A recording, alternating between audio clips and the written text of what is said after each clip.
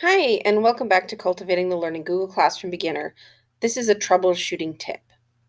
I just want to go back and make sure that everyone understands that when you are posting in your classwork page an assignment, let's say we posted the water cycle assignment, and you forgot to have it so that it makes a copy for every student.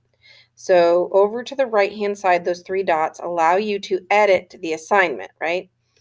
This is where you feel like you should be able to make a copy for students, but it no longer has that option available. So in this instance, your best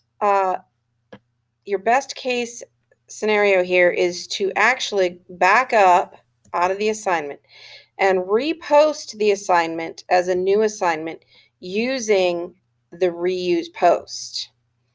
And we're going to talk more about how you reuse a post. But this time, if you have forgotten it before, this time you make sure you have down here, make a copy for each student, and then you can reassign it and actually delete the first post out.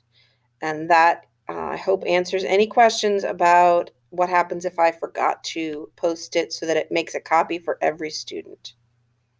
All right, thank you.